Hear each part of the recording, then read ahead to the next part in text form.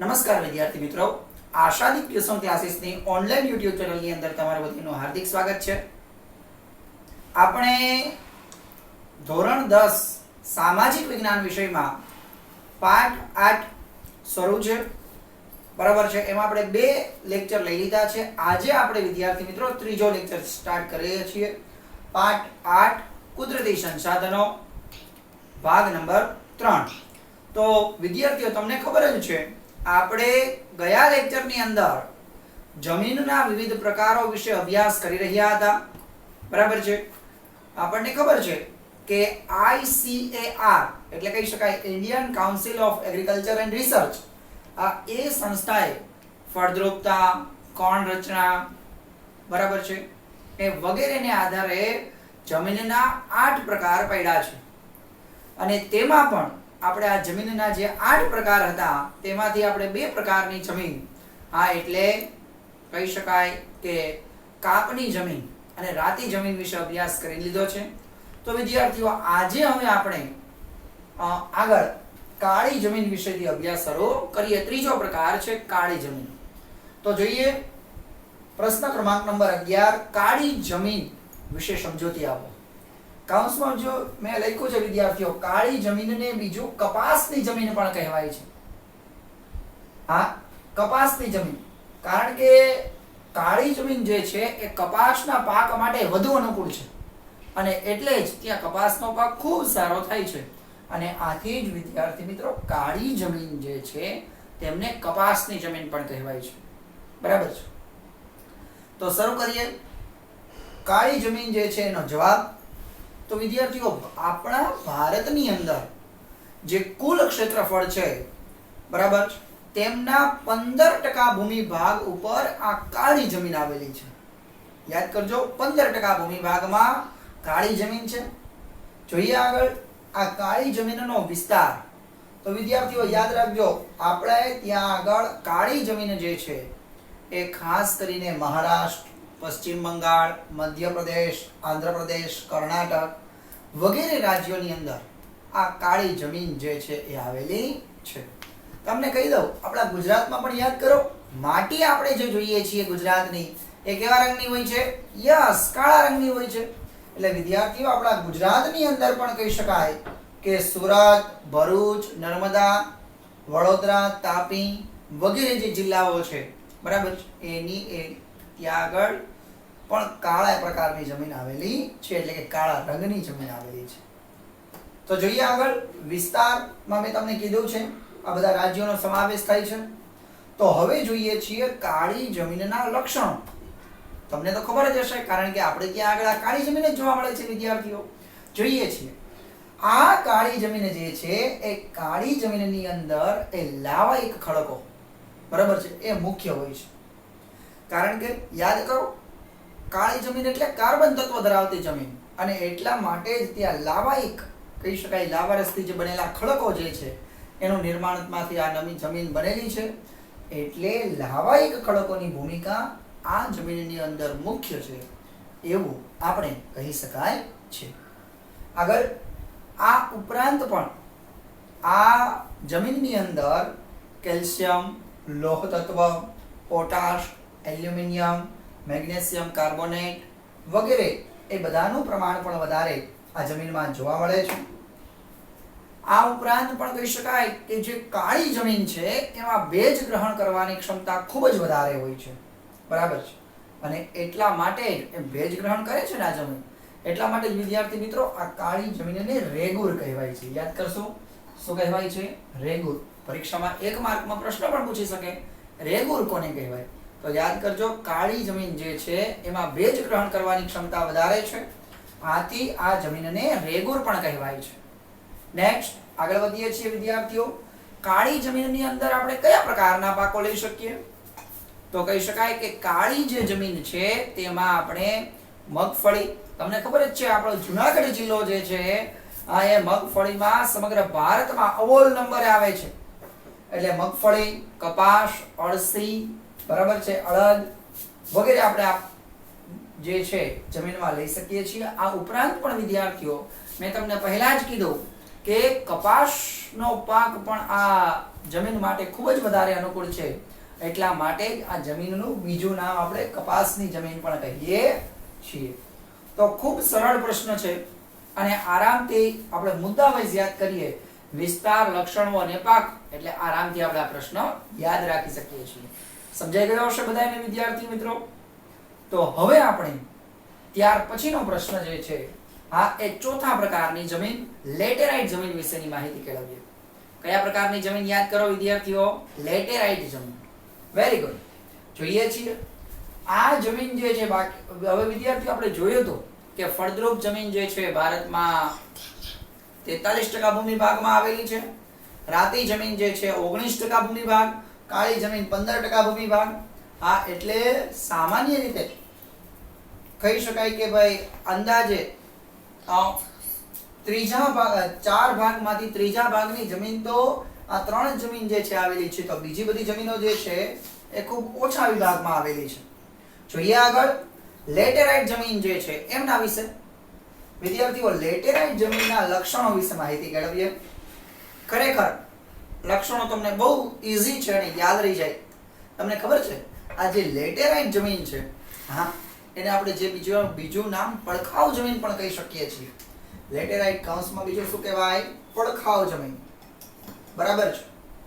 તો જોઈએ આ જમીન જે છે એ લેટિન શબ્દ, લેટર એટલે કહી શકાય કે ઈટ, બરાબર છે, હા, એના ઉપરથી આ શબ્દ આવેલો છે લેટેરાઇટ.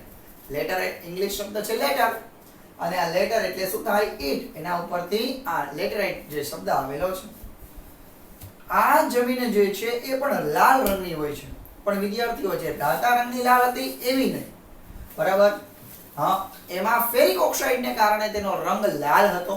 જ્યારે લેટેરાઇટ જમીનની અંદર વિદ્યાર્થી મિત્રો લોહ તત્વ, લોખંડનું પ્રમાણ છે, એટલે લોહ ઓક્સાઇડને કારણે તેમનો રંગ જે છે એ લાલ રંગ જોવા મળે છે. લોહ ઓક્સાઇડને કારણે તે લાલ રંગની જોવા મળે છે. આ જમીન વિદ્યાર્થીઓ જ્યારે ભીની થાય ને ત્યારે કુણી માખણ જેવી બની જાય છે, બરાબર છે? હા, અને જ્યારે સુકાઈ જાય ત્યારે તે સખત બની જાય છે. હા, યાદ કરજો, જમીન જ્યારે ભીની હોય ત્યારે કેવી બની જાય છે? કોની માખણ જેવી. અને કહી શકાય કે જ્યારે તે સુકાઈ જાય છે ત્યારે આ જમીન જે છે વધારે સખત થઈ જાય છે, બરાબર છે? હા, આગળ આ જમીનમાં પોટાશ, એલ્યુમિનિયમ, લોહ તત્વ તો આવ્યું છે એમાં, કારણ કે લોહ તત્વને કારણે જેનો આ રંગ છે, વગેરેનું પ્રમાણ તેમાં વધારે જોવા મળી રહ્યું છે. નેક્સ્ટ, આ જમીન જે છે એ વિદ્યાર્થીઓ ખરેખર વધુ ફળદ્રુપ છે, બરાબર છે? ફળદ્રુપતા વધારે છે એમ કહી શકાય. અને આ જમીનને આપણે પડખાવ જમીન પણ કહી શકીએ છીએ. પડખાવ કારણ કે એનો અમુક ભાગ જે છે, બરાબર, એ કહેવાય કે ખવાઈ ગયો હોય ખવાણને કારણે, બરાબર, એના કારણે, એટલા માટે એને પડખાવ જમીન પણ કહીએ છીએ. જોઈએ આપણા ભારતની અંદર પડખાવ જમીન છે ક્યાં આવેલી છે? તો કહી શકાય કે ભારતની અંદર પડખાવ જમીન એ દ્વીપકલ્પીય વિસ્તારોની અંદર, દ્વીપકલ્પીય ઉચ્ચ પ્રદેશો જે છે તેમાં આ પ્રકારની જમીન જે છે એ આવેલી છે, બરાબર? દ્વીપકલ્પીય ઉચ્ચ પ્રદેશ ફરતા જે ભાગ છે, કારણ કે ત્યાં ઘસારાના મેદાનો વધારે હોય એટલે પડખાવ જમીન વધારે જોવા મળે છે. આ ઉપરાંત આવી જમીનમાં આપણે કપાસ, ડાંગર, શેરડી, ચા, કોફી વગેરે, કાજુ વગેરે પાકો આપણે લઈ શકીએ છીએ. તો વિદ્યાર્થીઓ, લેટેરાઇટ જમીન એ પણ કહી શકાય કે પહેલી 4 જમીન છે ને એ તમને પ્રશ્નમાં પણ પૂછી શકે એમ છે. એટલે યાદ કરજો, ફળદ્રુપ જમીન, રાતી જમીન, કાળી જમીન અને લેટેરાઇટ જમીન, આ ચારેય જમીનના પ્રશ્નો જે છે તમે ખાસ યાદ કરી લેજો, બરાબર છે? તો નેક્સ્ટ હવે વિદ્યાર્થીઓ ત્યાર પછીની જમીન વિશે આપણે અભ્યાસ કરીએ. તો જોઈએ હવે વિદ્યાર્થીઓ પ્રશ્ન ક્રમાંક નંબર 13, રણ પ્રકારની જમીન. આપણે દર વખતે જોઈએ છીએ એમ જ લક્ષણો, વિસ્તારો અને પાકો. તો વિદ્યાર્થીઓ રણ પ્રકારની જમીન એટલે સૂકી અથવા તો એના લક્ષણો વિશે આપણે વાત કરીએ છીએ. જોજો, સૂકી અથવા અર્ધ સૂકી આબોહવા જ્યાં જોવા મળે છે ત્યાં રણ પ્રકારની જમીન આવેલી હોય છે, બરાબર છે? ખરેખર આ કહી શકાય કે ત્યાં તાપમાનમાં વધારો હોય અને એમના કારણે જે તે જમીન છે, હા, એના જે ખડકો છે, આ તે રેતીની અંદર પરિવર્તન પામી રહ્યા હોય છે. એટલે આ જમીન જે છે એ રેતાળ હોય છે. અને વિદ્યાર્થીઓ, આ જમીનમાં રેતીનું પ્રમાણ વધારે છે તેના કારણે જ આ જમીન ઓછી ફળદ્રુપ ગણાય છે. રેતાળ જમીન જે છે યાદ કરજો, ફળદ્રુપતા એની ખૂબ ઓછી હોય છે. ખરેખર જો કે કહી શકાય કે તેમાં દ્રાવ્ય ક્ષારોનું પ્રમાણ ખૂબ જ વધારે હોય છે. યાદ કરો, આપણે રેતી પ્રકારની જમીન છે, રેતીમાં ગમે એટલું પાણી નાખીએ છીએ, બધું જ એ પી જાય છે કે નહીં? Very good. તો એટલે યાદ કરજો, આ જમીન જે છે તેમાં દ્રાવ્ય ક્ષારોનું પ્રમાણ વધારે હોય છે. બરાબર છે. રણ પ્રકારની જમીન જે છે તેના વિસ્તાર એટલે કે ક્યાં આવેલી છે? તો કહી શકાય કે ખાસ તો રાજસ્થાનના રણ પ્રદેશો, ગુજરાતના કચ્છ અને સૌરાષ્ટ્રના પણ કેટલાક પ્રદેશોની અંદર આ પ્રકારની જમીન આવેલી છે. વિદ્યાર્થી મિત્રો, જોઈએ છીએ એમના પાકો. આ રણ પ્રકારની જમીન જે છે એમાં આપણે યાદ કરજો, બાજરી, જુવાર વગેરે આપણે પાકો તેમાં લઈ શકીએ છીએ. કયા કયા? બાજરી, જુવાર વગેરે. Very good. તો બહુ નાનકડી અને ખાસ તો કહી શકાય કે આપણને યાદ રહે એટલા માટે, અથવા તો એમસીક્યુમાં પૂછી શકાય, બરાબર, એ પ્રકારની જમીન છે રણ પ્રકારની જમીન. નેક્સ્ટ વિદ્યાર્થી મિત્રો, ક્વેશ્ચન નંબર 14, પર્વતીય પ્રકારની જમીન સમજાવો. તો જોઈએ છીએ, ખાસ કરીને હિમાલયની ખીણ પ્રદેશ છે, બરાબર, અને તેના ઢોળાવવાળા વિસ્તારો છે, તેમાં 2700 મીટરથી 3000 મીટરની ઊંચાઈ ઉપર, એટલે કહેવાય કે ઊંચાઈ ઉપર જે પર્વતો આવેલા છે ત્યાં 2700 મીટરથી 3000 મીટરની ઊંચાઈએ આ પ્રકારની જમીન આવેલી છે. પર્વતીય પ્રકારની જે જમીન છે તેમાં યાદ કરજો, તેનું સ્તર જે છે એ પાતળું અને અપરિપક્વ છે. કારણ કે ઊંચાઈ ઉપર તો સામાન્ય રીતે તમને યાદ જ કરી દઉં, સ્તર જે છે એ કાર્બન તત્વ, પથ્થરોનું પ્રમાણ વધારે હોય છે, એમના કારણે ફળદ્રુપતા ખૂબ ઓછી, એટલે કે બહુ નાનો વિસ્તાર હોય છે, બરાબર, પાતળો સ્તર હોય છે અને અપરિપક્વ હોય છે. નેક્સ્ટ, ખરેખર આવી જમીન ક્યાં આવેલી છે? યાદ કરજો, અસમ, દાર્જિલિંગ, ઉત્તરાખંડ, હિમાચલ પ્રદેશ વગેરે રાજ્યોની અંદર આ પ્રકારની જમીન જે છે તે આવેલી હોય છે. જોઈએ આગળ વિદ્યાર્થીઓ, ફરી પાછા એના રાજ્યો, બરાબર, અસમ છે, અસમ, દાર્જિલિંગ, ઉત્તરાખંડ, હિમાચલ પ્રદેશ વગેરે. જોઈએ એમના પાકો, ત્યાં કયા પાકો લઈ શકાય છે? તો યાદ કરજો, દેવદાર, ચીડ, પાઇન વગેરે પાકો જે છે એ આપણે વિદ્યાર્થીઓ આ પર્વતીય પ્રકારની જમીન જે છે તેમાં લઈ શકીએ છીએ. બરાબર છે.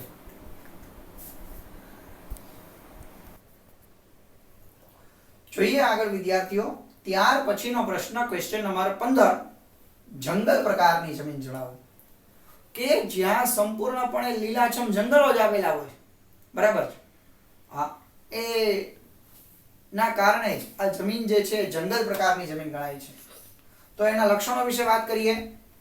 ખાસ વૃક્ષોના ખરી ગયેલા પાંદડાઓ અને તેમના સેન્દ્રિય તત્વો જે છે એમના આધારે યાદ કરજો, તેનું પ્રમાણ જે છે એ ખૂબ જ વધારે હોય છે. કારણ કે વૃક્ષો જે છે એના ખરી ગયેલા પાંદડાઓ એ સડી જાય છે અને તેમાં સેન્દ્રિય તત્વોનું પ્રમાણ કહી શકાય એના કારણે જ તેમાં વધારે છે.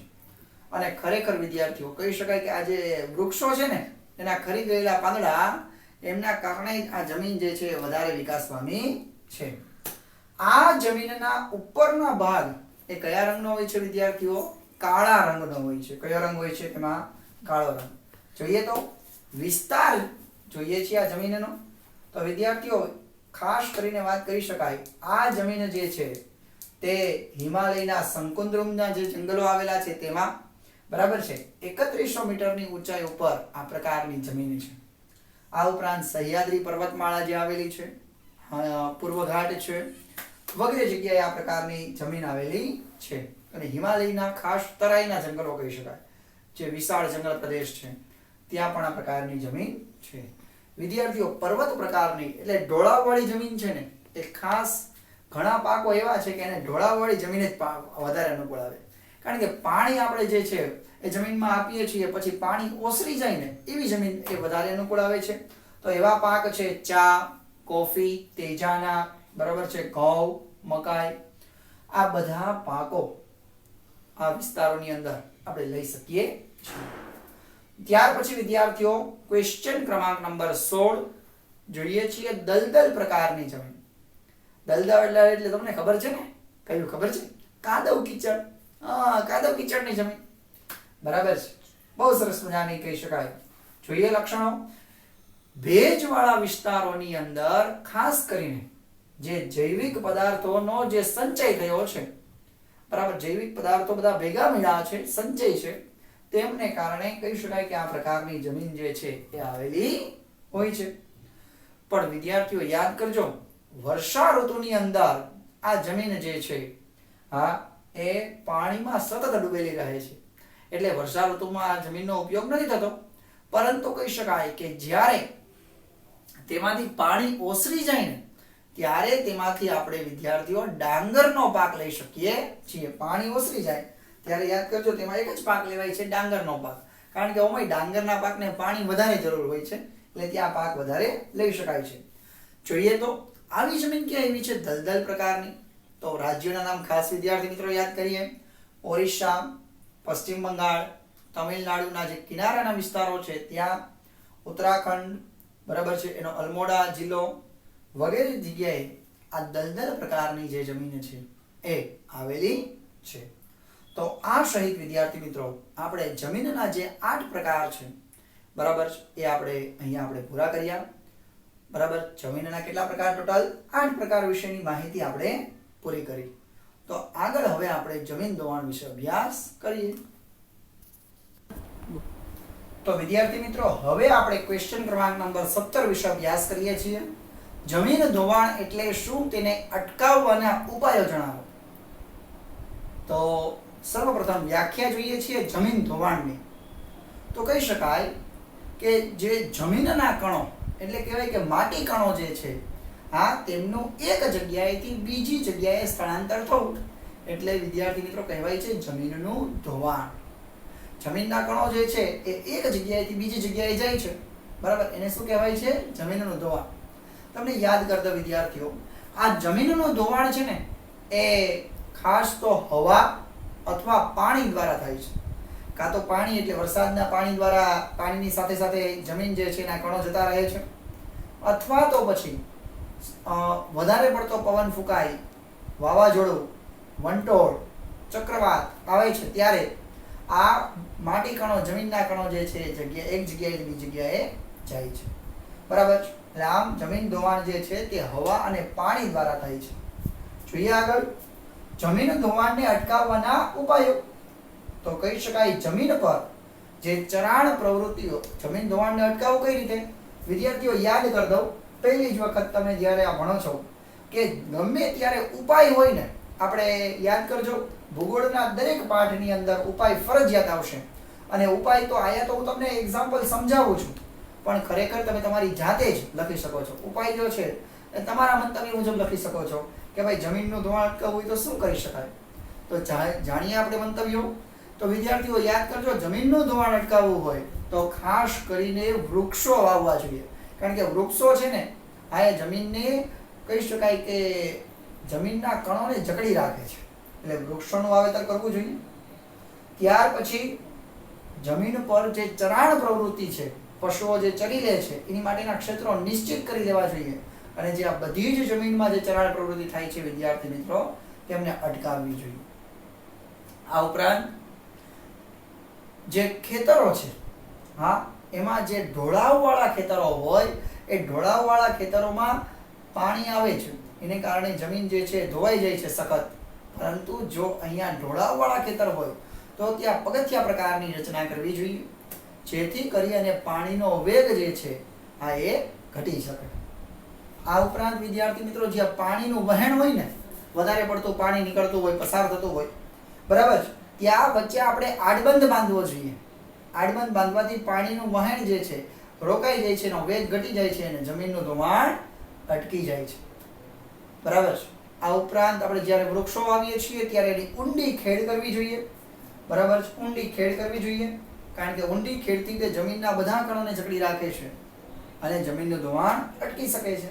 આમ વિદ્યાર્થી મિત્રો જમીનના ધોવાણ છે અટકાવવા માટેના તમે તમારી રીતે પણ પ્રયત્નો લખી શકો છો. લોક જાગૃતિ કેળવવી જોઈએ, વિદ્યાર્થીઓને અભ્યાસ પૂરો પાડવો જોઈએ, લોકોને સમજાવવા જોઈએ. બરાબર છે? હા, કહી શકાય પૃથ્વી દિન જેવા દિવસોની ઉજવણી કરવી જોઈએ, વગેરે વગેરે. બરાબર છે? આવું આપણે રીતે લખી શકીએ છીએ. ઉપાય છે મેં કીધું એમ તમે ગમે તે લખવા દે એવું નહીં, ટેક્સ્ટ બુક ઉપર તમારી રીતે લખી શકો છો. હવે જોઈએ છીએ વિદ્યાર્થી મિત્રો, ભૂમિ અવક્રમણ એટલે શું? ભૂમિ અવક્રમણ તો કહી શકાય માનવ નિર્મિત પદાર્થો દ્વારા જે આપણે જમીનનું ધોવાણ થઈ રહ્યું છે ને, હા, માનવ નિર્મિત પરિબળો દ્વારા જે જમીનનું ધોવાણ થઈ રહ્યું છે તેમને વિદ્યાર્થીઓ યાદ કરજો, ભૂમિ અવક્રમણ કહેવાય છે. આ જે આવ્યું જમીન ધોવાણ, એની જેમ જ ભૂમિ અવક્રમણ. બરાબર છે? આપણે જે અમુક પ્રવૃત્તિ કરીએ છીએ, દાખલા તરીકે ભાઈ ખનિજો કાઢવા માટે થઈને ખોદકામ કરવું, પાણી મેળવવા માટે કૂવો કે બોર બનાવવો, બરાબર છે, જમીન મકાન બનાવવા માટે ખોદકામ કરવું, તો યાદ કરજો એ માટે આપણે ભૂમિ અવક્રમણ કરીએ છીએ, પ્રદૂષણ કરીએ છીએ જમીનનું, એ ભૂમિ અવક્રમણ કહેવાય છે. વિદ્યાર્થી મિત્રો, ખૂબ સરસ મજાનો આ ભૂમિ ધોવાણ અને ભૂમિ અવક્રમણ તો જોયું. તો હવે આપણે ભૂમિ સંરક્ષણ કેમ કરવું? બરાબર, ભૂમિ સંરક્ષણ એટલે શું અને તેના ઉપાયો જણાવો. બરાબર, તો કહી શકાય ભૂમિ સંરક્ષણ જે આપણે જમીનનું ધોવાણ થાય છે, બરાબર, અને જમીનનું ધોવાણ થાય છે એને અટકાવવા અને જમીનની ગુણવત્તાને વધારવી, એ માટે જે આપણે કાર્ય કરીએ છીએ તેને ભૂમિ સંરક્ષણ કહેવાય છે. જમીનનું ધોવાણ અટકાવવું અને તેની ગુણવત્તામાં વધારો કરવો, એને જમીન સંરક્ષણ કહેવાય છે. તો જોઈએ ભૂમિ સંરક્ષણના ઉપાયો. ભાઈ, ભૂમિ સંરક્ષણ જે છે, હા, એના ઉપાય શું છે? તો કહી શકાય કે રણને આગળ વધતું અટકાવી શકાય ભૂમિ સંરક્ષણથી. જંગલોનું જે આચ્છાદન છે એમને કારણે તેમના મૂળ જે છે તે જમીનમાં ઊંડે સુધી તેને જકડી રાખી છે જમીન કણોને, એટલે વૃક્ષારોપણ કરવું. આગળ નદીના કોતરો અને જે પહાડી ઢોળાવો જે છે એમાં આપણે વૃક્ષારોપણ કરી શકાય, કારણ કે એ કિનારે વધારે પાણીની અવરજવર થતી હોય છે. આ ઉપરાંત રણની નજીકના ક્ષેત્રો જે છે, હા, ત્યાં વાતા પવનોને રોકવા માટે રણની નજીકમાં જે પવનો વાય છે અને એમાં રણની રેતી આગળ વહી જાય છે, એમને અટકાવવા માટે થઈ અને ત્યાં કિનારા ઉપર વૃક્ષોનું વાવેતર કરવું, બરાબર, વગેરે આપણે ભૂમિ સંરક્ષણ માટે કાર્ય કરી શકીએ છીએ. તો વિદ્યાર્થી મિત્રો, આ સહિત આપણે અહીં ધોરણ 10 સામાજિક વિજ્ઞાનનો પાઠ ક્રમાંક નંબર 8 કુદરતી સંસાધનો એ પૂર્ણ કરીએ છીએ. Thank you.